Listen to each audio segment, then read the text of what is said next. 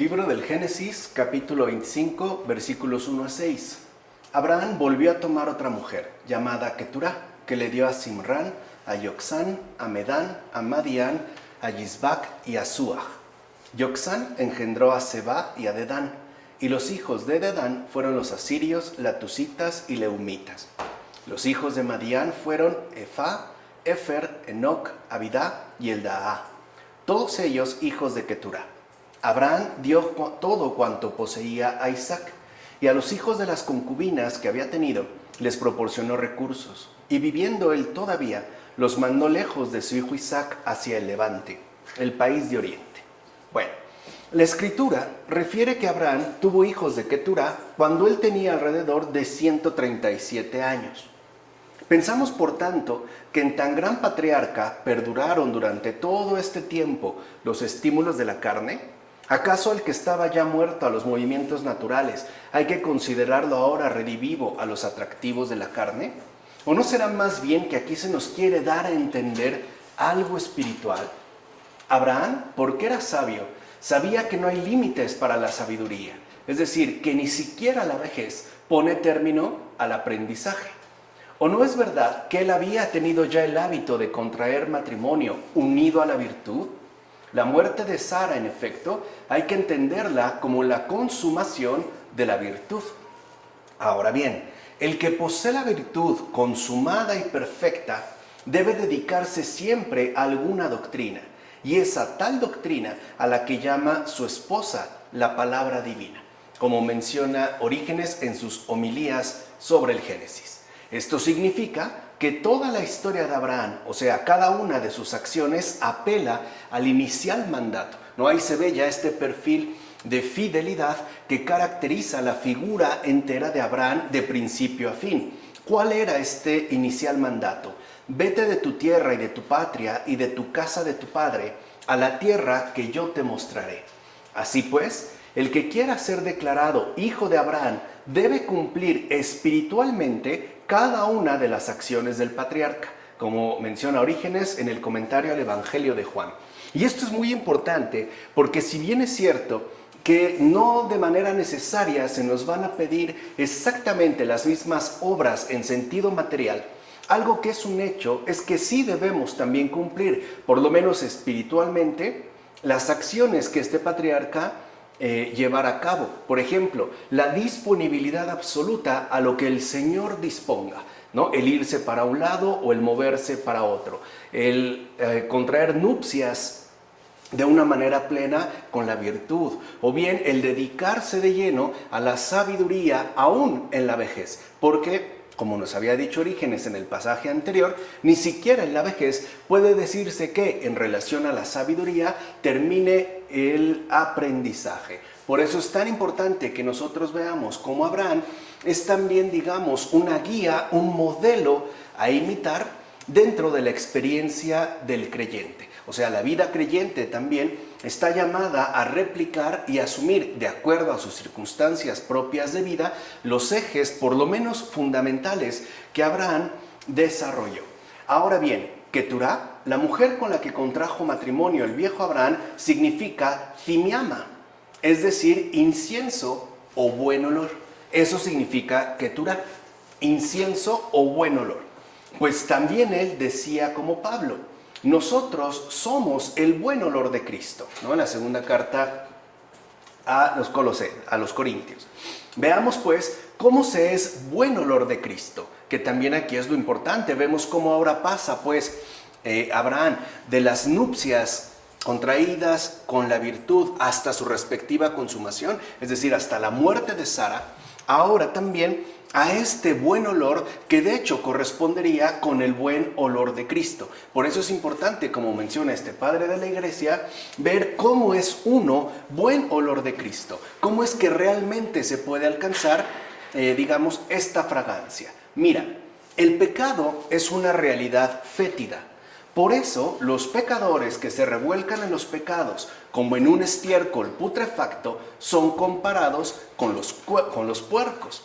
De ahí que David, en cuanto pecador arrepentido, diga, mis heridas se infectaron y supuran, Es decir, están fétidas. Sabemos ya por experiencia que cuando una herida se infecta y empieza a supurar, también desprende un muy mal olor. Pues bien, imaginen que los pecados son exactamente heridas, pero que se producen en el alma. Y que además, cuando estas son desatendidas, o sea, cuando dejamos que la infección pues invada, ¿no?, este terreno, lo que sigue a continuación es un olor putrefacto, es decir, es una realidad fétida que desprende un muy mal olor, al menos en términos espirituales. Por eso no es casual que se hable, por ejemplo, de una persona que murió en olor de santidad. Bueno, por tanto, si alguno de vosotros no lleva ya ningún olor de pecado, sino el olor de la justicia y la suavidad de la misericordia, ofrece ya al Señor una plegaria ininterrumpida y dice: que mi oración suba a ti como incienso en tu presencia. Y cita el Salmo 141. Ya que este entonces es quien ha tomado por esposa a Keturá. Entonces podemos ver cómo pasaríamos de la virtud consumada a ese buen olor que corresponde finalmente a la oración, la plegaria ininterrumpida, un alma pues libre de cualquier olor de pecado. De hecho, esto nos ayuda a entender mejor la enumeración de las generaciones, o sea, todos los hijos que son referidos en relación a Keturá.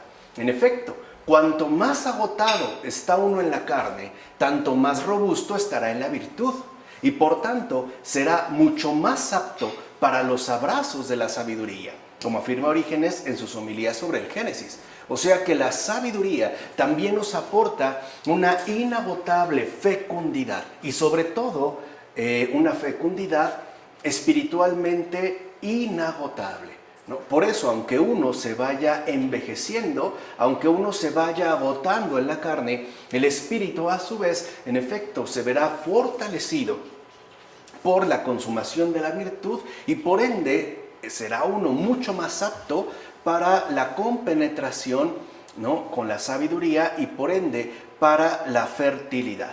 En consecuencia, también tú, si quieres, puedes contraer un matrimonio de este tipo. Por ejemplo, si practicas voluntariamente la hospitalidad, parecerá que en efecto la has tomado como esposa.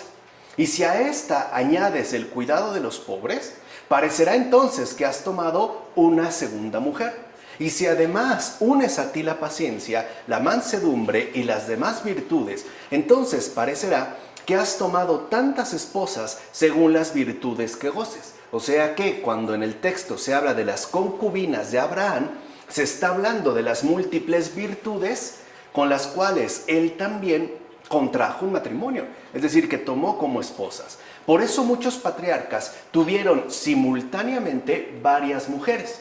Esto significa que sí es posible para el alma humana ejercitar muchas virtudes al mismo tiempo, que de hecho es lo central de este pasaje. O sea, se nos indica pues cómo una persona, aún en la vejez, puede ejercitar muchas virtudes al mismo tiempo. Y ahí es donde se ve la fecundidad espiritual que hemos mencionado.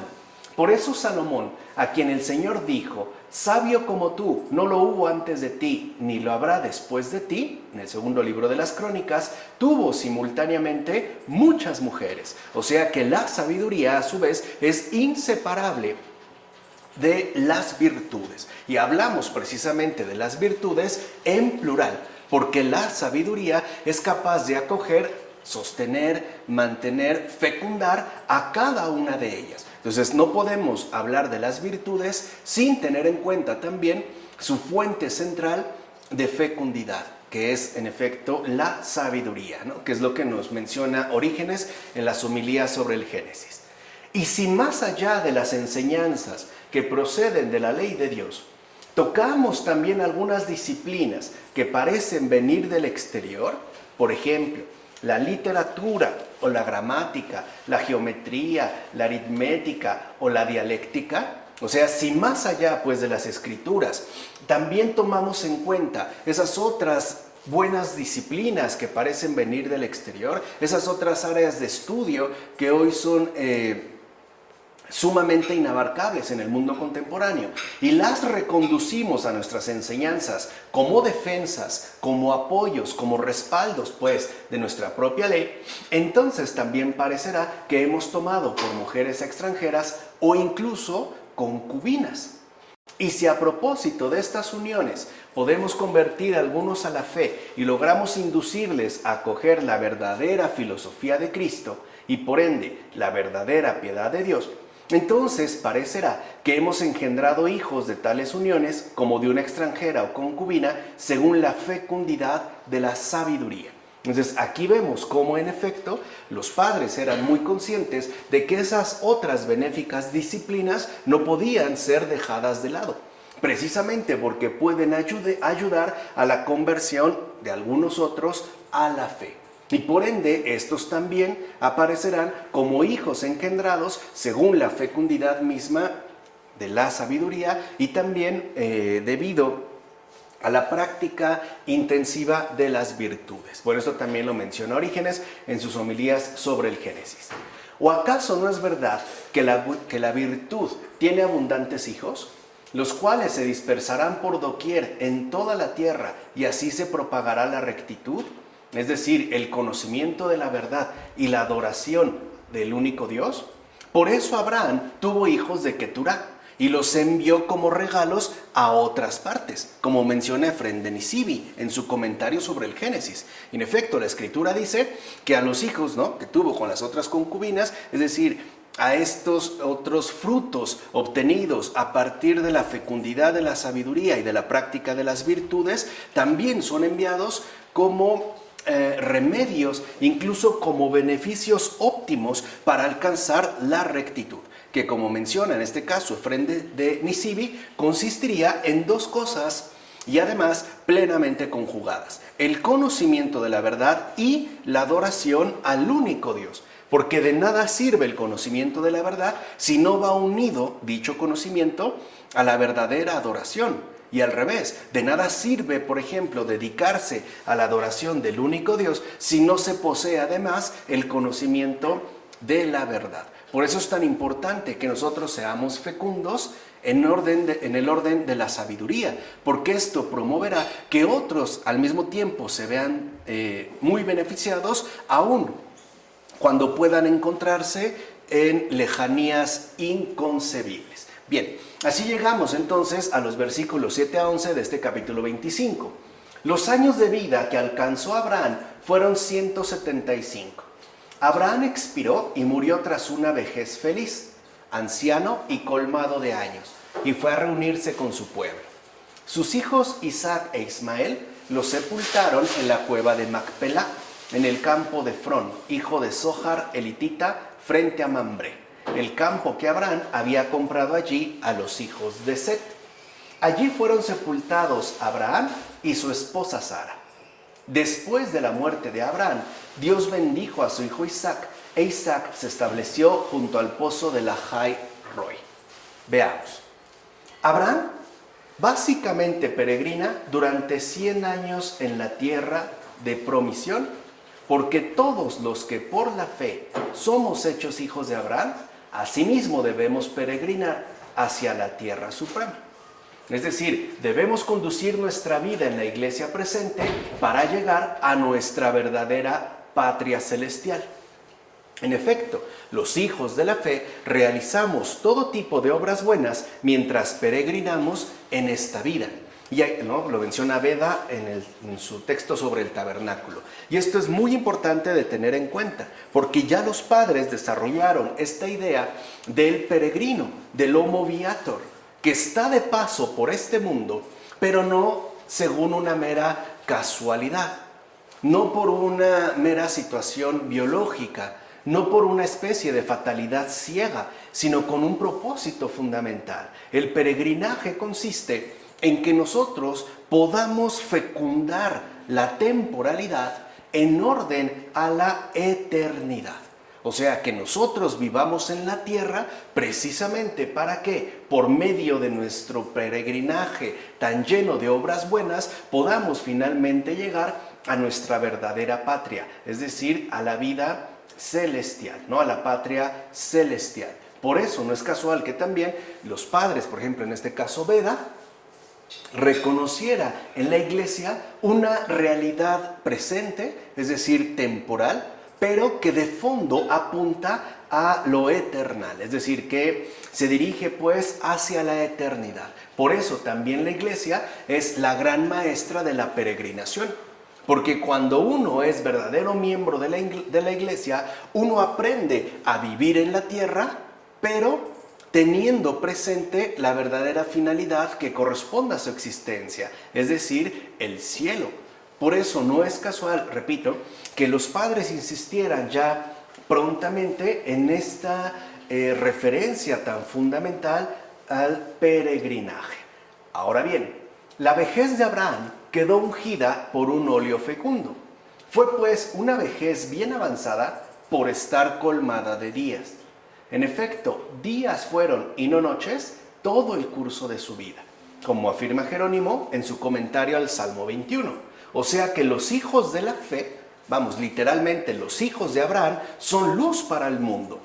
¿Qué significa esto? Llenos pues de buenas obras y no tinieblas, es decir, seres empantanados en malos procederes. Algo que, como ya sabemos, el propio Señor Jesús nos confirmó al decir, ustedes son luz del mundo. ¿Qué es lo que ilumina el mundo? Las buenas obras que dejan los peregrinos, miembros de la iglesia, durante su transitar por esta tierra.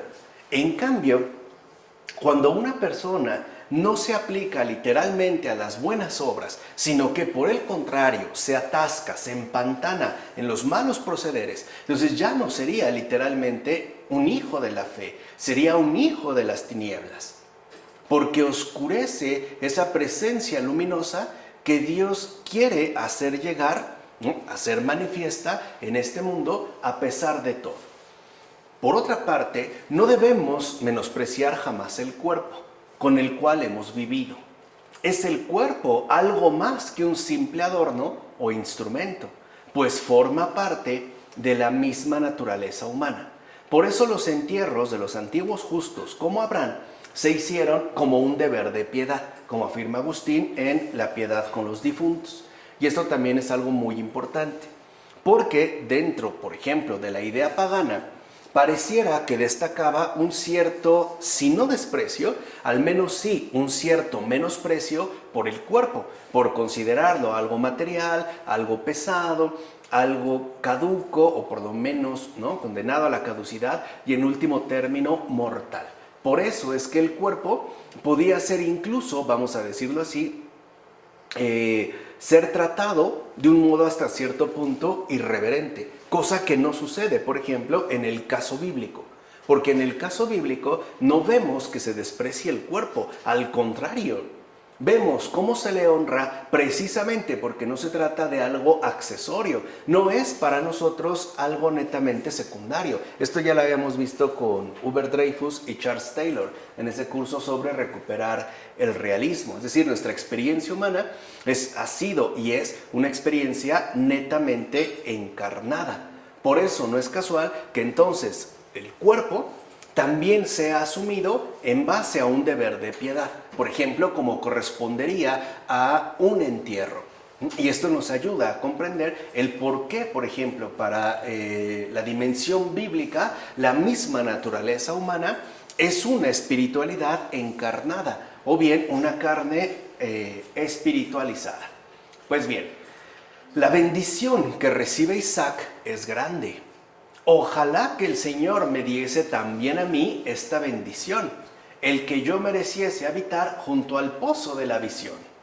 ¿Quién puede conocer y entender cuál es la visión que vio Isaías, hijo de Amós? ¿Quién puede conocer cuál es la visión de Nahum? ¿Quién puede comprender el contenido de la visión que Jacob vio en Betel? Si alguno es capaz de conocer y entender cada una de estas visiones, ya sea las que están en la ley o en los profetas, ese habita junto al pozo de la visión. Mira pues con suma atención lo siguiente. Isaac mereció recibir una bendición tan grande que habitó junto al pozo de la visión. Y nosotros, ¿hasta cuándo podremos merecer el hecho de pasar al menos por aquel pozo? O sea, al menos pasar de cerca. Si no, vamos a ser como Isaac, ¿no? El habitar, el realmente arraigarnos, ¿no? Establecernos junto al pozo de la visión. Al menos, ¿hasta cuándo será que nos podremos acercar bastante? Isaac mereció permanecer y habitar en la visión. En cambio, nosotros apenas si podemos captar algo de cada visión. Y eso al ser iluminados por la misericordia divina, como afirma Orígenes en sus homilías sobre el Génesis. O sea que algo por ahí nos está faltando.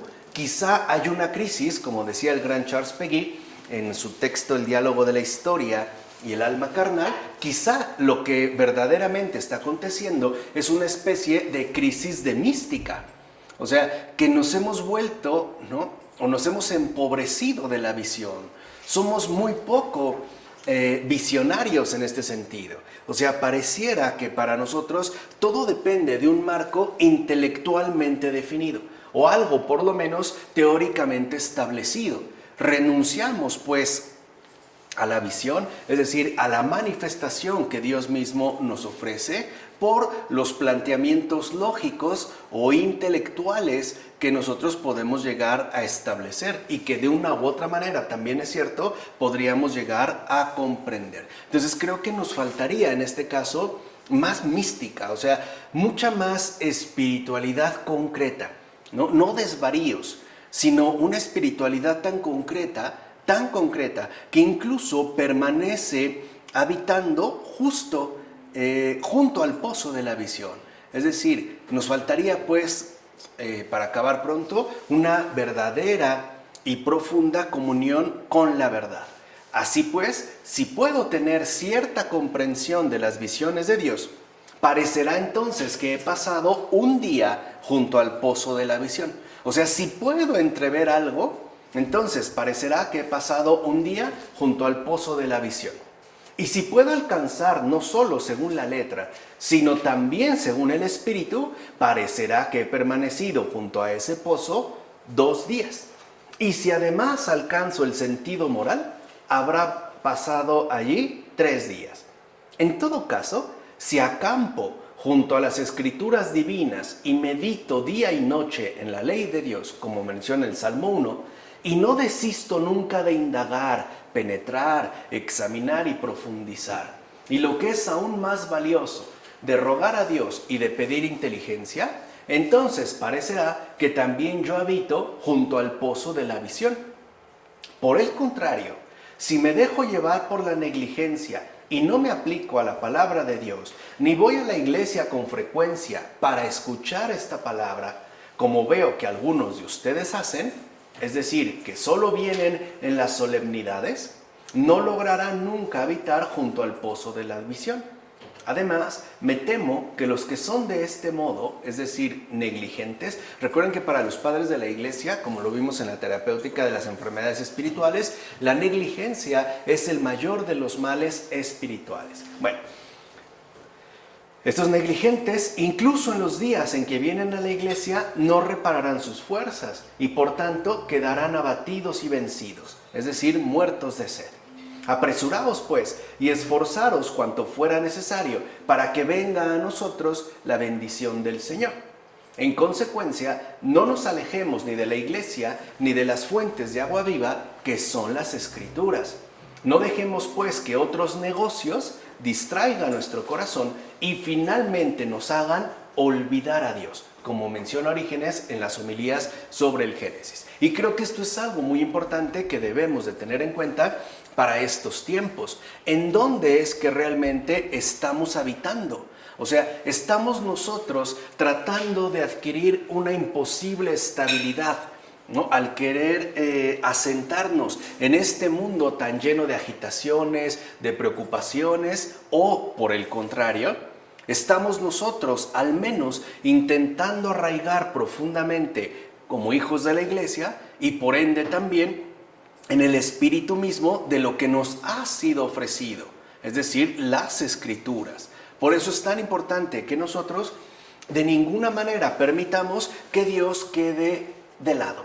¿no? Que la distracción del corazón debido a los múltiples negocios, asuntos que tenemos que resolver, nos hagan olvidar a Dios. Al contrario, habría que involucrarlo en todos y cada uno de nuestros asuntos, como ya habíamos mencionado en alguna otra ocasión. Y así entonces apareciera la verdadera mística, porque la mística no son arrebatos disparatados, ¿no? O ensoñaciones fantásticas, es decir, fantasías. No, en realidad la mística no es otra cosa más que la presencia viva de Dios en cada uno de los asuntos humanos.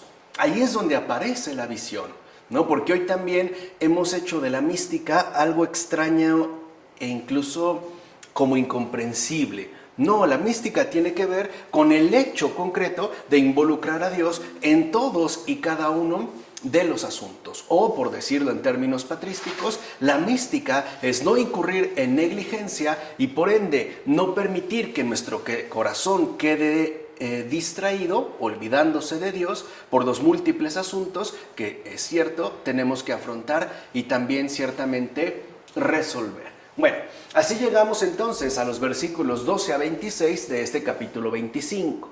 Estos son los descendientes de Ismael, hijo de Abraham, el que le dio a Agar, la esclava egipcia de Sara. Los nombres de los hijos de Ismael, según el orden de nacimiento, son: el primogénito de Ismael fue Nebayot, después Kedar, Adbeel, Mibsam, Misma, Dumá, Masá, Hadad, Temá, Yetur, Nafis y Ketma. Así quedan dichos los hijos de Ismael y sus nombres según sus poblados y campamentos. Son los 12 príncipes de sus respectivos pueblos. Los años de vida de Ismael fueron 137 años. Luego expiró, murió y fue a reunirse con su pueblo. Sus hijos se establecieron desde Javilá hasta Sur, que está frente a Egipto en dirección a Asiria. Se situaron frente a todos sus hermanos. Estos son los descendientes de Isaac, hijo de Abraham. Abraham había engendrado a Isaac, y tenía Isaac 40 años cuando tomó por esposa a Rebeca, hija de Betuel, el arameo de Padán Aram, y hermana de Labán, el arameo. Isaac imploró al Señor en favor de su esposa, pues era estéril. El Señor le escuchó, y Rebeca, su mujer, concibió. Y como los hijos se hostigasen en su seno, exclamó: si esto es así, ¿qué va a ser de mí? Y fue a consultar al Señor. El Señor le respondió: 2 pueblos hay en tu vientre. Se separarán 2 naciones surgidas de ti. Una nación superará a la otra, y la mayor servirá a la menor. Se le cumplieron los días de dar a luz, y resultó que tenía mellizos en su seno. El primero que salió era de tez rojiza, todo peludo como una zamarra de piel, y le pusieron de nombre Esaú. Después salió su hermano, agarrando con la mano el talón de Esaú, y le pusieron de nombre Jacob. Cuando nacieron, Isaac tenía 60 años. Para empezar, porque aquí hay un cambio importante, nos damos cuenta cómo Abraham ya expiró y ahora el acento se pone en la continuación de la promesa, es decir, en Isaac, que al mismo tiempo conecta con ese otro avance de la promesa a través de sus descendientes, en este caso Esaú y Jacob. Bueno, para empezar, conviene que te preguntes por qué la Escritura dice de tantas santas mujeres que fueron estériles, como la misma Sara y ahora Rebeca, o sea, la esposa de Abraham y también la esposa de su hijo Isaac. Y no olvidemos que también Raquel, la amada de Israel, fue estéril, lo mismo que Ana, la madre de Samuel. Incluso en los evangelios se menciona a Isabel. Pues bien, para todas estas mujeres se menciona un solo título de honor. No obstante, después de su esterilidad, dieron a luz un hijo santo, como afirma Orígenes en sus homilías sobre el Génesis. O sea que esto se enfatiza mucho para que cuando apareciera la concepción virginal del Hijo de Dios, no hubiera dudas al respecto, puesto que la propia Escritura, desde los inicios, es decir, desde el Génesis, ya nos había presentado ejemplos muy particulares de este tipo. Son, si lo quieren ver así, ¿no?, referentes esenciales para la posterior encarnación virginal del Señor. Por otra parte, fíjate también en lo siguiente: para que Rebeca no presumiera de nada, fue a preguntar al Señor. Ahí está el hecho de lo que habíamos mencionado hace un momento, la necesidad que tenemos de involucrar a Dios en todos y cada uno de nuestros asuntos. Dios no es un recurso para ciertas excepciones, de hecho no es un recurso, o sea, no es algo de lo que a lo que puedo recurrir o no recurrir. Dios es en realidad una presencia necesaria, es más que el propio aire que respiramos, es el sentido total de lo que somos. Por eso es tan fundamental, ¿no?, ejercitarnos en este ir a preguntar al Señor, involucrarlo en todos, vuelvo a repetir, y cada uno de nuestros asuntos, aun cuando nos parezcan de lo más ordinario, porque para Él son relevantes. Bueno, o sea que Dios fue el gran protector de todas sus decisiones. Y aquí también hay algo que nosotros nos deberíamos de preguntar: ¿seguimos a Rebeca en este sentido o no? ¿Dejamos que sea Dios el verdadero protector de todas y cada una de nuestras decisiones, o por el contrario, lo mantenemos al margen y queremos aferrarnos a las decisiones propias? Por eso, llena de paz y de piedad, fue llamada a unir a los dos pueblos con su fe en un único seno. En efecto, la fe promueve siempre la unión pacífica, es decir, un afecto común a todos, como afirma Ambrosio en Sobre Isaac y el alma. Y eso a veces también lo olvidamos, porque si lo vemos desde el seno mismo de Rebeca, hay ya una especie de tensión, ¿no? Hay una especie como de tensión en un único seno. Pero es necesaria la fe para promover entonces la unión pacífica, un afecto común, si lo quieren ver así, a todos, porque al final todos y cada uno no solo provenimos de un mismo Padre, sino que también provenimos de una misma matriz, ¿no? Ya la habíamos comentado en su momento. Ahora bien, si ella, es decir, Rebeca y su marido Isaac, llevaban una vida intachable, ¿por qué Rebeca era estéril? Recuerden que se podía llegar a ver como una especie de maldición o como una especie de castigo por parte de los dioses, ¿no?, el hecho mismo de la esterilidad. Repito, si ella y su marido llevaban una vida intachable, ¿por qué Rebeca era estéril? Y no solo ella, sino también su suegra, Sara, y además su nuera, Raquel. ¿Cuál es entonces el significado de esta galería de personas estériles? Mira, todas ellas eran buenas y virtuosas. Y el mismo Dios da testimonio de ello cuando dice en el libro del Éxodo: yo soy el Dios de Abraham, el Dios de Isaac y el Dios de Jacob. Estos tres tuvieron por esposas a mujeres estériles. Así pues, cuando veas a hombres y mujeres piadosos sin hijos, no pienses que es resultado del pecado. De hecho, en muchas ocasiones Dios actúa para nuestro bien sin que alcancemos a comprender la razón de lo que sucede, ¿no? Ya lo vimos la vez pasada. Aunque nuestros argumentos, nuestros pareceres humanos sean válidos, Dios va mucho más allá de nuestros respectivos planteamientos. En consecuencia, en cada caso debemos más bien maravillarnos de su sabiduría y alabar su divino amor, como afirma Juan Crisóstomo en las homilías sobre el Génesis, y allí es donde entra la visión, allí es donde entra la mística. El ser capaces, si no de contemplar nítidamente, al menos de entrever la presencia de Dios en todo, según su sabiduría y su divino amor. En todo caso, estas cosas se nos dicen para nuestro beneficio, es decir, para que podamos apreciar la bondad de Dios y para que no andemos escudriñando con vana curiosidad en sus divinos planes. Es por tanto un ejercicio preparatorio de fe. En efecto, estos ejemplos de esterilidad se nos dieron para que cuando vieras que la Virgen dio a luz a nuestro Dios, no fueras incrédulo. Ejercita pues tu inteligencia con esos úteros infértiles.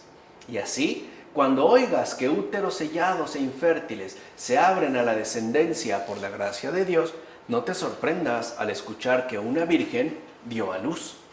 Dicho brevemente, no seas incrédulo, y más bien experimenta asombro y sorpresa, y no niegues la fe en el prodigio.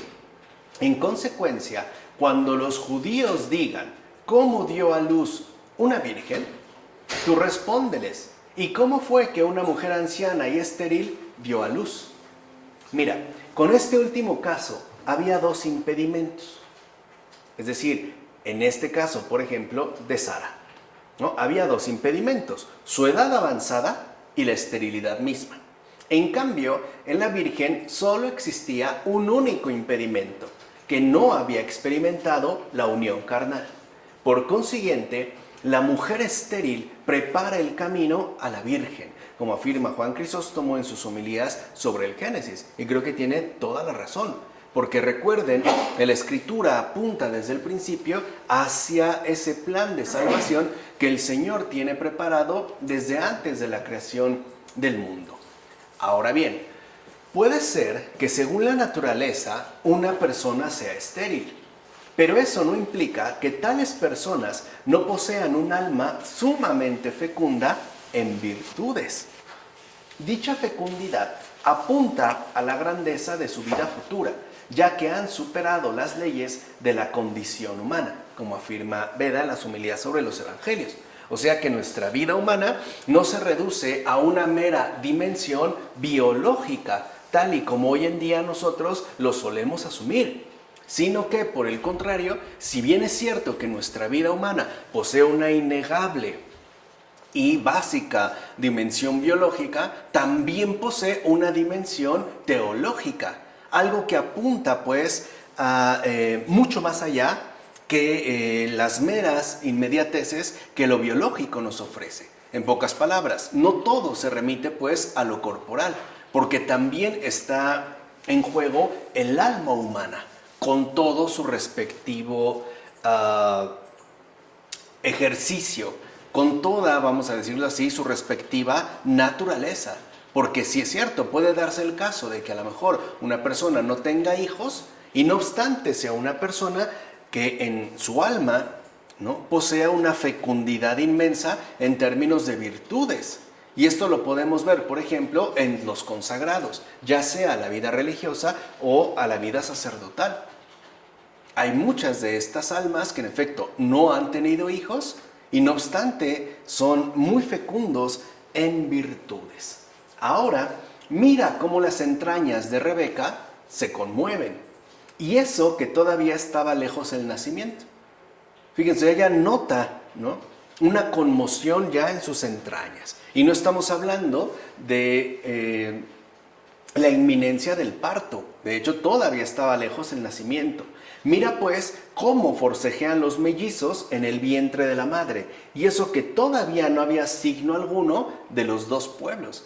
O sea, ni siquiera se sabía que eran mellizos, ni siquiera se sabía que eran dos dentro de un mismo vientre. Y ya la madre ha sentido esa conmoción en su vientre, ese forcejeo pues de los mellizos. Así pues, podemos considerar profética esta lucha de los dos niños, los cuales están enemistados incluso antes de nacer.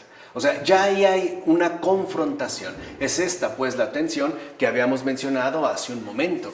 Estos dos, ¿no?, estos dos mellizos dentro de un único vientre, parece que incluso antes de nacer ya están confrontados, ya están enemistados. De hecho, estos dos, más que animación, muestran animosidad entre sí. Y es esto justamente lo que inquietó a la madre, como afirma Tertuliano sobre el alma. En efecto, parece que ya se prefiguraba una cierta disputa, una rivalidad, una animosidad entre los dos pueblos, que básicamente pueden ser remitidos al pueblo judío y al pueblo gentil.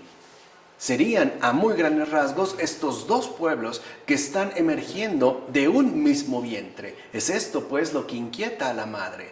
Percibe que ahí ya hay una animosidad latente, aún incluso antes de nacer. Y como ya sabemos, Isaac era figura de Cristo y la bienaventurada Rebeca lo era de la iglesia. Ella, la estéril, por las súplicas de Isaac, recibió el favor divino. No obstante, los hijos se hostigaban en su seno. Todo esto se escribió para nosotros en figura. En efecto, Rebeca concibió de Isaac corporalmente porque la iglesia había de concebir de Cristo espiritualmente. Y al igual que los dos hijos se peleaban en el vientre de Rebeca, también en el seno de la iglesia luchan continuamente dos pueblos entre sí.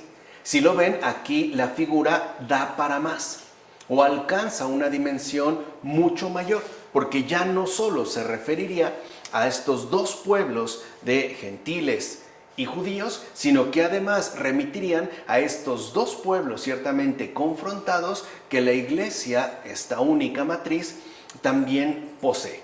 Si hubiera solo malos o solo buenos, formarían entonces un solo pueblo, pero no es así. En efecto, en la iglesia hay buenos y hay malos.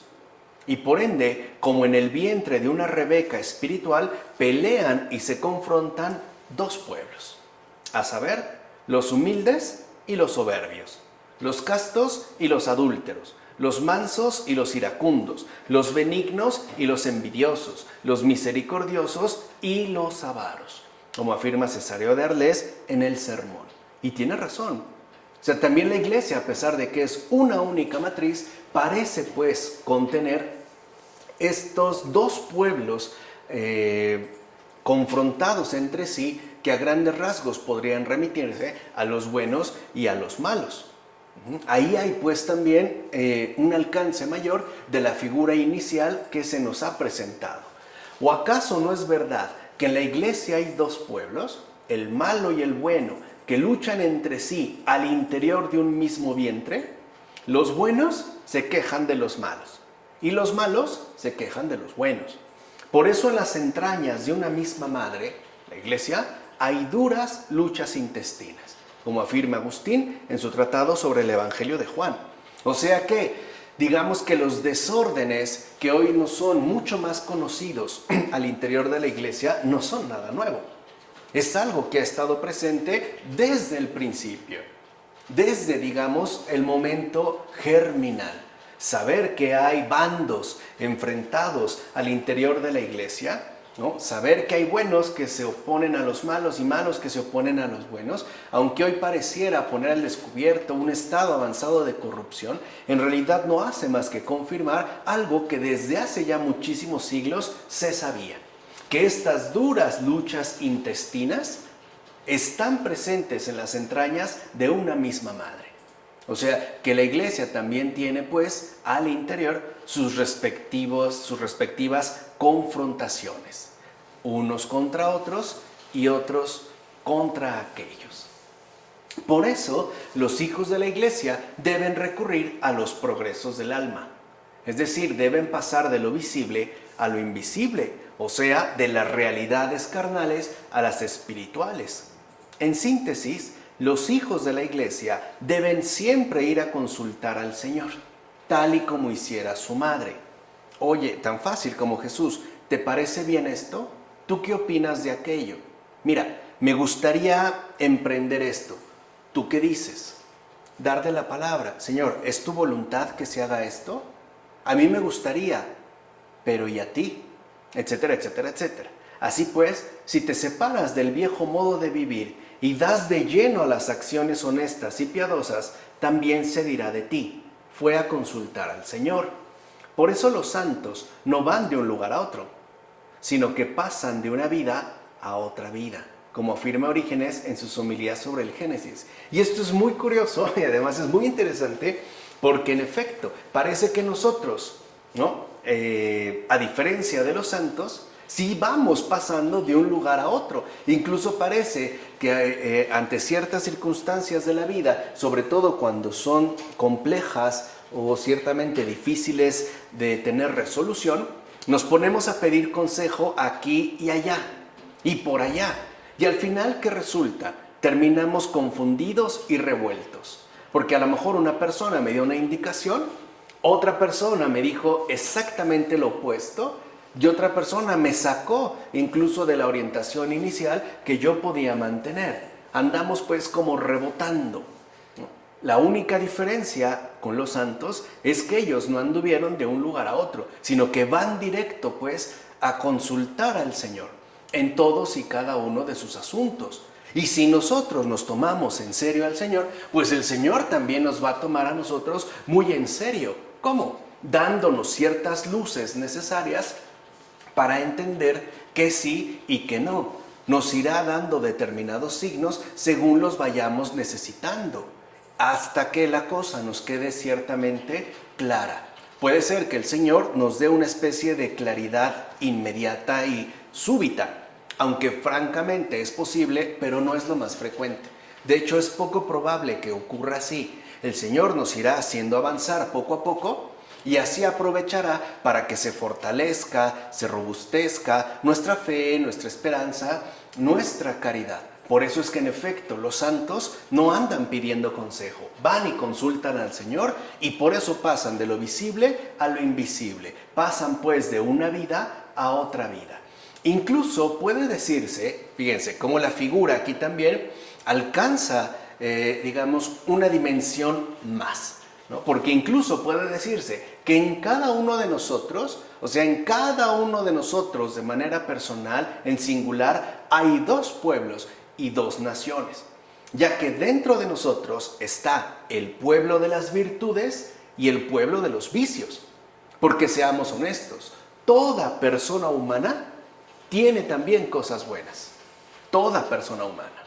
Puede ser que a lo mejor en un caso singular sobresalgan más los vicios, pero eso no significa que carezca de virtudes. Y al revés, puede ser que en otra persona en singular destaquen o se hagan más manifiestas las virtudes que posee, pero esto no significa que no posea ningún vicio en absoluto.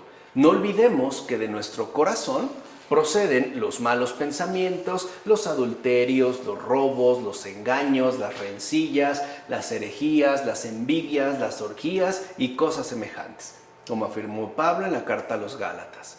¿Ves cuán ingente pueblo de maldades está dentro de nosotros? No obstante, si somos dignos de decir lo que dijeron los santos, por temor tuyo, Señor, concebimos en el vientre y parimos, y por eso hemos traído a la tierra el espíritu de tu salvación, cita el libro del profeta Isaías. Entonces también se encuentra en nosotros el otro pueblo engendrado por el espíritu. Ahora bien, date cuenta que este último pueblo, es decir, el pueblo engendrado por el espíritu, es menos, mientras que el otro es mayor. En efecto, los malos son siempre más numerosos que los buenos.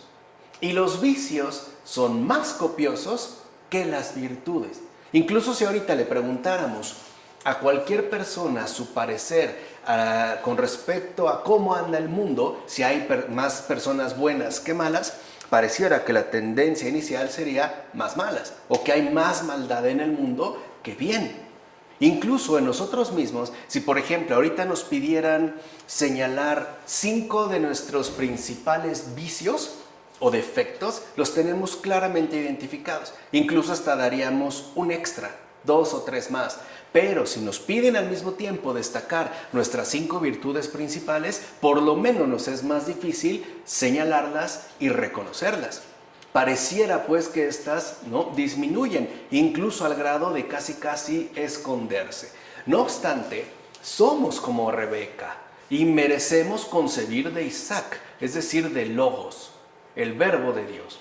Así pues, también en nosotros un pueblo dominará sobre el otro y el mayor servirá al menor, ya que la carne servirá al espíritu y los vicios, gracias a la colaboración de Dios en nosotros, cederán pues a las virtudes, como afirma Orígenes en estas homilías sobre el Génesis.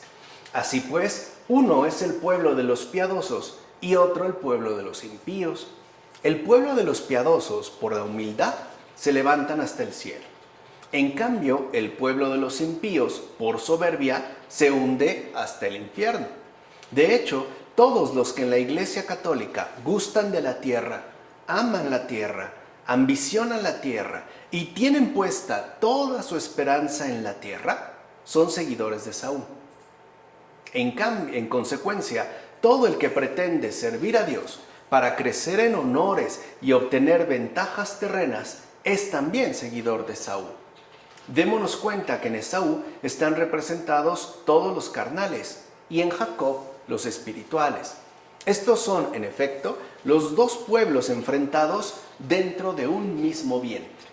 Por supuesto, como ha mostrado el apóstol, sus obras y frutos son del todo diferentes. En efecto, los espirituales abundan en los frutos del Espíritu: la caridad, el gozo, la paz, la benignidad, la bondad, la fe, la mansedumbre, la continencia. Estos frutos pertenecen al pueblo de Jacob, como afirma Cesáreo de Arles en este sermón. Algo que ya también el Señor nos había expuesto de manera nítida al decirnos: por sus frutos los conoceréis. ¿Qué es realmente, lo que predomina en cada uno de nosotros? ¿La credulidad o la incredulidad? ¿Qué es realmente lo que en nosotros prevalece? ¿Los buenos frutos del Espíritu o, por el contrario, estas perdiciones que genera la maldad? Ahora bien, ¿cómo sirven los malos a los buenos? Observa con atención. Cuando los malos persiguen y se ensañan con los buenos, estos dan prueba de su bondad y de su fe. Y esta prueba apunta entonces a su realidad espiritual, como también menciona Cesáreo de Arles en el sermón. Así pues, lo que podemos decir es que los buenos, es decir, los verdaderos discípulos de Cristo, son la descendencia perfecta de la iglesia, y no por mérito propio, no porque se hayan esforzado, por ejemplo, heroicamente por alcanzar este estatus, sino que lo son en tanto fruto del Espíritu, por haberse dejado fecundar por completo por la gracia de Dios, por haber sido dóciles y disponibles y receptivos al amor, pues, de Dios. Por eso lo que vemos es que no solo los buenos sirven a los malos, por ejemplo, como ejemplo y correctivos, también los malos sirven a los buenos, a través de fortalecerlos en las virtudes que de hecho ya poseen.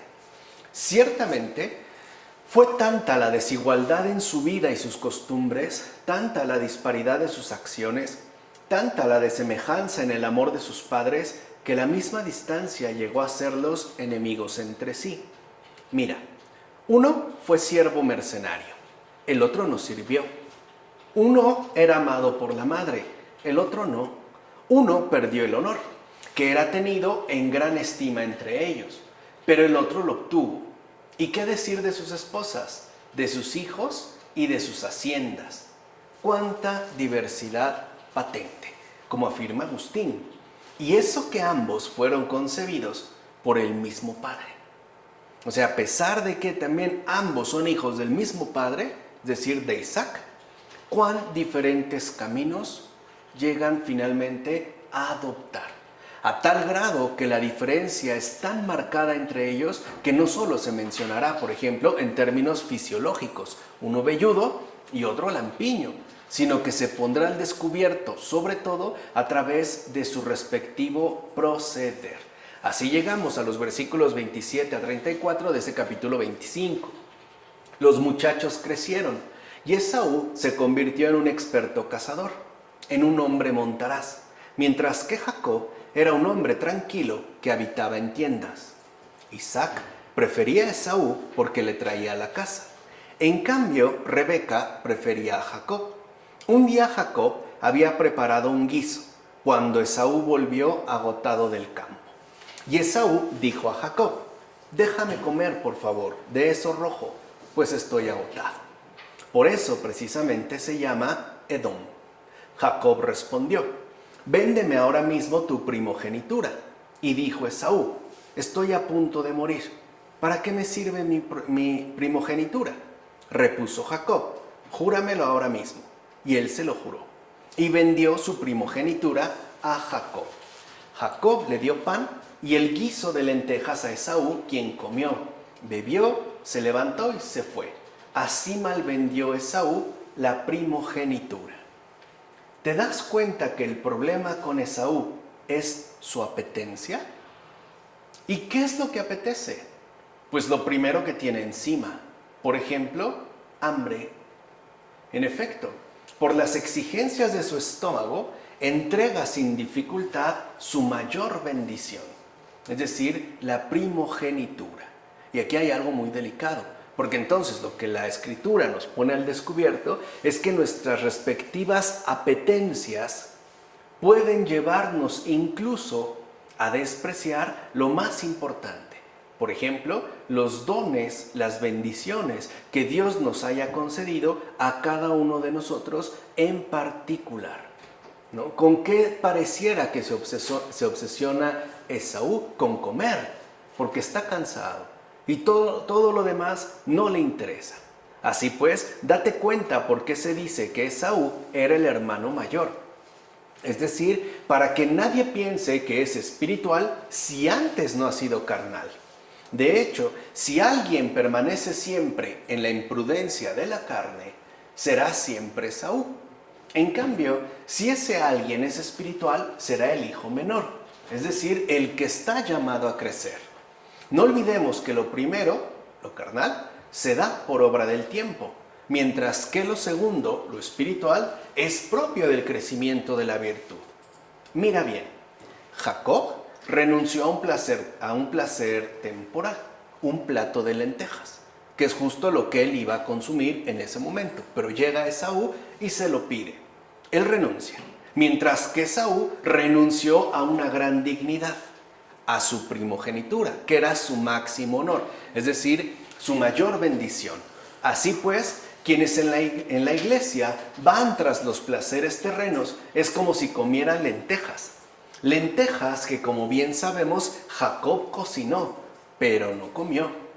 No olvidemos que en Egipto era donde principalmente se adoraba a los ídolos y donde las lentejas eran el principal alimento.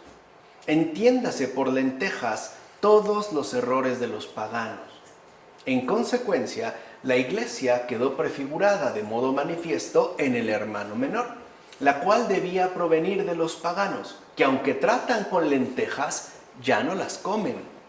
Pues bien, también en el pueblo cristiano consiguen la primogenitura los que se reconocen en Jacob. Por el contrario, los que viven según la carne y aman conforme la carne, pertenecen al Antiguo Testamento, no al Nuevo. Son estos, pues, los que siguen estando en la condición de Esaú y no en la bendición de Jacob, como afirma Agustín en el Sermón 4. Por eso, precisamente, la ley corta el desenfreno de las comidas y los banquetes copiosos. Ya lo habíamos visto cuando hablamos de esta pasión denominada gula. Y no solo lo hace por suprimir la intemperancia, sino también para abrir profundamente un camino, a saber, el camino al uso de la razón. Y de tal manera que ella pueda limitar los estímulos de los apetitos y hasta reprimir la fuerza de las pasiones y los movimientos del cuerpo. Cuando este camino se ve cerrado, en pocas palabras, cuando se tortura de manera cruel al estómago, lo primero que uno va a perder es el uso de la razón, como por ejemplo quedó patente en los tenebrosos campos de concentración, tanto de Alemania como de Rusia, es decir, tanto en los campos de exterminio nazi como en los campos para enemigos políticos de la ex Unión Soviética. Ahí justo lo que se pretendía es llevar a la locura a la persona que ingresara. ¿Cómo? Por medio del hambre. O sea, por medio, pues, de ensañarse con el estómago. Así pues, la templanza es maestra de disciplina. A lo que se invita entonces, por ejemplo, con el ayuno, en estos tiempos cuaresmales, no es, por ejemplo, a consumir mariscos o disminuir la ingesta de carne, o comer menos y aprovechando pues, que hago dieta. No, en realidad a lo que se nos invita es a la templanza, porque la templanza, como afirma este padre de la iglesia, es efectivamente maestra de disciplina. Y es gracias a esta disciplina que se abrirá a su vez el camino al uso de la razón, con los respectivos efectos benéficos que trae. Por ejemplo, El uso de la razón sí puede limitar, no anular, pero sí limitar los estímulos de los apetitos. Incluso es capaz de reprimir la fuerza de las pasiones y también los propios movimientos del cuerpo. En efecto, movido por ella, es decir, por la templanza, el santo Jacob recibió de su hermano el derecho de primogenitura, que de hecho no tenía. Y así enseñó para el futuro que los intemperantes, o sea, aquellos que se dejan llevar por sus respectivas apetencias, son despreciables por su propio juicio. Quiere decir que renuncian incluso al uso de la razón y se dejan llevar por aquello que apetecen sin tomar en cuenta a costa de qué. O sea, ¿qué adquieren? Pero finalmente, ¿qué es lo que se pierde? Ahí es donde hablará Ambrosio en Sobre Jacob y la vida feliz del propio juicio. Pues bien, démonos cuenta que la glotonería entregó a Eva y Adán a la muerte, y por el placer del apetito se introdujo el mal en el mundo. Por su parte, Noé fue objeto de irrisión también por dicho placer, y Cam, en efecto, fue maldecido. De hecho, a Esaú le arrebató la primogenitura y lo hizo yerno de los canaanitas. E incluso Lot, por eso se casó con su propia hija y se hizo suegro de sí mismo, como afirma Basilio de Cesarea en el sermón sobre la renuncia al mundo. Ahí es donde vemos cuando la intemperancia finalmente domina, lo que destaca ya es la ausencia del uso de la razón y por ende también una degradación en términos de dignidad. Así pues, escuchando esto, aprendamos la lección. ¿Cuál? La de no descuidar jamás los regalos de Dios. En efecto, nunca debemos entregar las cosas importantes por naderías sin valor. Yo pregunto, ¿por qué vamos a obsesionarnos con el deseo de riquezas cuando el reino de los cielos y sus infinitas bendiciones están dentro de nuestras reales posibilidades? Así pues, ¿por qué prefieres a las bendiciones que perduran para siempre aquellas cosas momentáneas que pasan y que escasamente duran? Muchas de ellas ni siquiera suelen llegar hasta el ocaso. Habrá pues una pena mayor que la necedad de ser privado de lo mejor. ¿Qué de bueno, dime, hay en la riqueza que tanto te obsesiona? ¿Acaso no te das cuenta que la adquisición de grandes bienes no nos trae más que grandes preocupaciones, muchísima ansiedad e insomnio? ¿Qué no ves que estas personas, en particular aquellos que poseen una gran riqueza, son esclavos de sí mismos y día a día viven en el miedo como sumergidos entre sombras? Mira bien, aquí está el origen de las insidias, de la envidia, del odio profundo y de otros innumerables males. A menudo podrás ver a uno con 10,000 talentos de oro, que ocultamente llama bendito a otro que está en su simple trabajo, es decir, procurándose el alimento con el esfuerzo de sus manos, como afirma Juan Crisóstomo en sus homilías sobre el Génesis, y es verdad. Porque no olvidemos que la riqueza material trae consigo su buena dotación de pesares, de dificultades, de problemas y evidentemente de agobios. Basta un poquito de uso de razón para darnos cuenta, ¿no?, de la verdad que tiene lo que menciona el gran Juan Crisóstomo. Si fueras al banco a hacer un retiro de $1,000,000, no creo que salieras tan tranquilo como para irte a tomar alguna bebida. En cambio, si llevas poco, por lo menos no estarías con el agobio ya de tener esta riqueza literalmente encima, que como vimos te produzca ansiedad, insomnio y que termina, ¿no?, generando una profundísima tortura en el alma.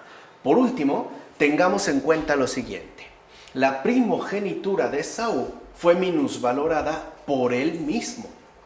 En efecto, para demostrar que no vendió la primogenitura a causa del hambre, el libro dice: después de comer se levantó y se fue. Esaú despreció la primogenitura. Por consiguiente, no fue por hambre por lo que la vendió, sino porque para él no tenía ningún valor. De hecho, como no tenía tal bendición, valor alguno para él, es que la vendió por nada, como afirma Efrén de Nisibi en el comentario sobre el Génesis. Y aquí hay una pregunta que también nos deberíamos de plantear cada uno de nosotros con total seriedad. ¿Cuántas veces no hemos hecho lo mismo que Saúl? Vender lo más valioso que tenemos por nada, por cosas prácticamente inútiles. ¿Cuántas veces no hemos estado dispuestos a abandonar lo mejor de nosotros por lo peor que pudiéramos recibir? ¿Cuántas veces también no hemos nosotros malvendido, incluso despreciado? ¿Cuántas veces, no nos hemos desinteresado literalmente por todas las bendiciones que el Señor nos ha concedido a todos y cada uno de nosotros? Así entonces llegamos ya a los versículos 1 a 11 del capítulo 26. Sobrevino en el país un hambre distinta de aquella primera que hubo en tiempos de Abraham, e Isaac se dirigió a Abimelec, rey de los filisteos, en Gerar. El Señor se le manifestó y le dijo: no bajes a Egipto, ve a vivir a la tierra que te diré. Habita en esta tierra, y yo estaré contigo y te bendeciré, porque a ti y a tu descendencia voy a dar toda esta tierra, cumpliendo el juramento que hice a tu padre Abraham. Multiplicaré tu descendencia como las estrellas del cielo, y daré toda esta tierra a tu descendencia. Y todos los pueblos de la tierra se bendecirán en tu descendencia, puesto que Abraham obedeció mi voz y guardó mis preceptos, mandatos, decretos y leyes. E Isaac se estableció en Gerar. Los hombres de aquel lugar preguntaron acerca de su mujer, y dijo que era su hermana, porque tenían miedo de que si decía que era su esposa, los hombres de aquel lugar le mataran a causa de Rebeca, ya que era muy hermosa. Se habían prolongado los días de estancia allí, cuando Abimelec, rey de los filisteos, mirando por la ventana, vio que Isaac acariciaba a Rebeca, su esposa. Entonces Abimelec llamó a Isaac y le dijo: está claro que es tu esposa. ¿Por qué dijiste que era tu hermana? Le contestó Isaac: porque tuve miedo, no fuera a morir por su causa. Exclamó Abimelec: ¿qué es lo que nos has hecho? Poco ha faltado para que cualquiera de nosotros se uniera a tu esposa, y nos habrías acarreado un gran pecado.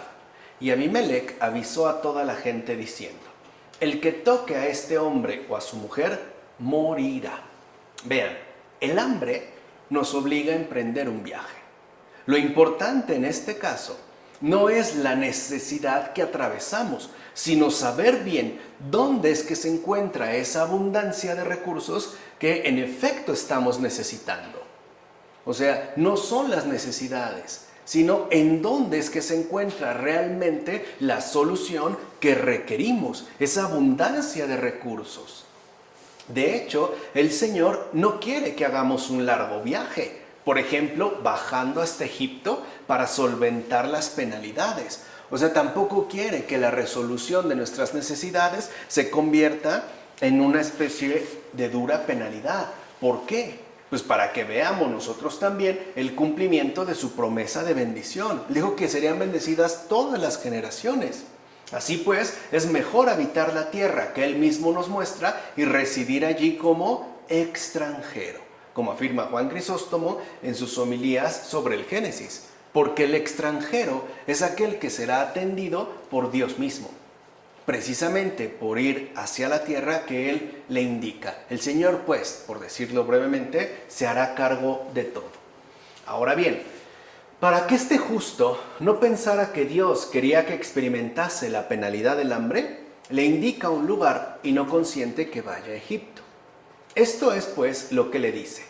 Fíjense qué hermosa manera de expresar, ¿no?, lo que contienen estos versículos. Es pues, ¿no?, lo que le dice el Señor a Isaac: no temas, no te preocupes, mejor quédate aquí, pues yo estaré siempre contigo. Teniendo contigo al autor de todas las cosas buenas, no tengas preocupaciones por nada, Yo, el Señor de todos, estaré contigo. Y no solo eso, sino que te bendeciré, es decir, te haré fecundo, ya que te proporcionaré mi favor.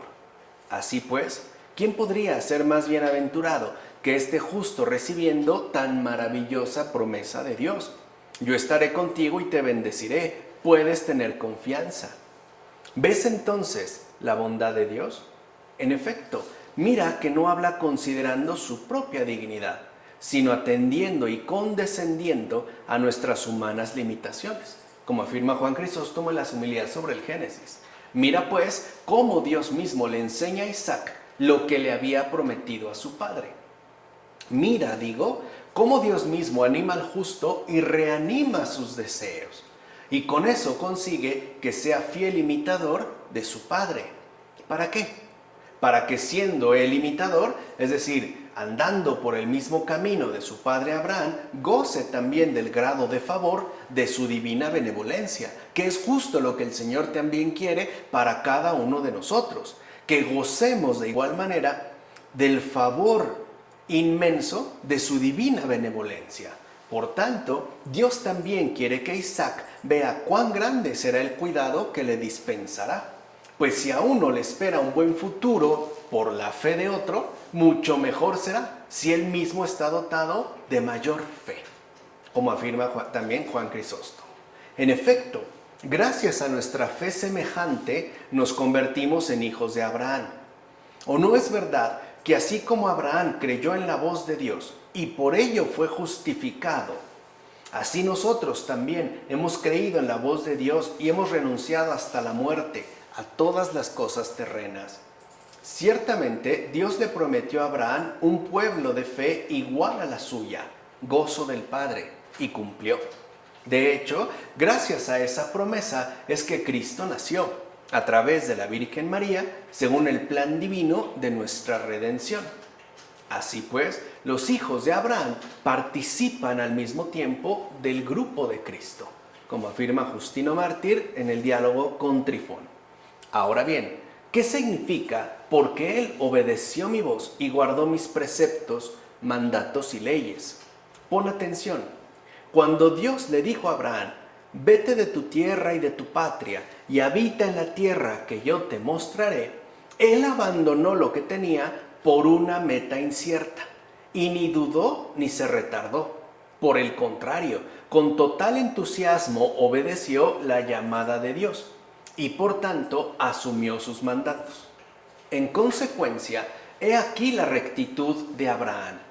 Confía de lleno en el poder de Dios y tiene plena confianza en sus promesas. Ahí están las obras que estamos llamados a imitar en tanto hijos de Abraham, en tanto personas de fe. De hecho, Abraham no investigó razones ni se perturbó en su pensamiento. En todo caso, se hizo violencia para llevar a cabo lo que Dios le había ordenado. O sea, refrenando a lo mejor, ¿no?, el ímpetu del pensamiento por encontrar razones o explicaciones claras, e incluso haciéndose violencia para que las emociones no le jugaran una mala pasada. Y eso se llama obediencia. Y aquí es donde entendemos algo muy importante que suele ser muy mal comprendido: la obediencia. La obediencia no es sometimiento. Creo que ya debemos de quitarnos esta idea tan arraigada en cada uno de nosotros. Obediencia no es sometimiento. Obediencia es observación y cumplimiento de las órdenes de Dios. Eso es obediencia. Observo y cumplo voluntariamente las órdenes, las indicaciones que Dios me ha dado. Esa es obediencia. Así pues, imita tú también la obediencia de Abraham y cree en la palabra de Dios. Y como Isaac, su hijo y continuador, no bajes a Egipto. O sea, no te desvíes hacia otros caminos. No quieras apartarte de aquel que te llama y que además te invita a experimentar su divina providencia, como afirma Juan Crisóstomo en las homilías sobre el Génesis. Mira pues cómo la fe y la obediencia de un gran justo como Abraham promueve bendiciones inmensas por parte de Dios a causa suya. como afirma Agustín, en la ciudad de Dios. Por eso es tan importante también nuestra obediencia, porque si nosotros seguimos los pasos de Abraham, entonces no solo habrá bendiciones sobre nosotros, sino sobre muchísimos más. Aquí es donde se ve aquello que nos debe motivar, que nuestra vida, pues, gracias al seguimiento de Abraham, a la obediencia de la fe, se convierta en una lluvia de bendiciones para el mundo entero. Por otro lado, como ya sabemos, Isaac significa risa, y el rey, que era observador, lo vio jugar con Rebeca, que era su esposa y colaboradora. El rey, a mi modo de ver, representa una especie de sabiduría supraterrestre que contempla lo que acontece, es decir, la cercanía de Isaac y Rebeca. Pues bien, Rebeca, como ya hemos dicho, significa paciencia y por ende también constancia. Así pues, qué hermoso juego tan lleno de sabiduría. En efecto, la constancia paciente, entiéndase Rebeca, se toca con la risa, Isaac, y el rey contempla la escena. Dicho de otra manera, rebosa de alegría el espíritu de los niños en Cristo, cuya vida transcurre en la constancia. Y este es el juego en el que Dios se complace. Además, esta profecía puede interpretarse de otra manera. Somos nosotros, como Isaac, los que reímos y nos alegramos por nuestra salvación. Isaac, en efecto, se reía porque había sido liberado de la muerte. Se divertía y se alegraba con su mujer, que en sentido figurado es la iglesia, ayuda de nuestra salvación. Y lleva el nombre de Constancia porque significa firmeza, ya sea porque solo ella permanece estable a través de los siglos, o bien porque ella se sostiene de la constancia de los creyentes, es decir, de nosotros, que somos los miembros del cuerpo de Cristo. Así pues, el testimonio de los que perseveran hasta el final, además de la acción de gracias que por ellos se tributa, constituye el juego místico de la salvación auxiliadora. Dicho juego místico es justo la completa aceptación de la providencia divina, algo que en el mundo contemporáneo es casi imposible de asumir, la completa aceptación de la providencia divina. Por eso el Rey es Cristo, que desde arriba observa nuestra risa y asomándose por la ventana, contempla la acción de gracias y la bendición, es decir, la alegría, el gozo y la constancia de sus fieles creyentes, como afirma Clemente de Alejandría en el Pedagogo. Pues bien, mira ya la providencia de Dios, es decir, su cuidado inefable. En efecto, el mismo que había dicho, no bajes a Egipto, permanece en esta tierra, pues yo estaré contigo, es el mismo que ahora dispone todo y coloca al justo en total seguridad. Fíjate bien cómo el rey actúa para poder asegurar el vivir en paz y libre de toda preocupación.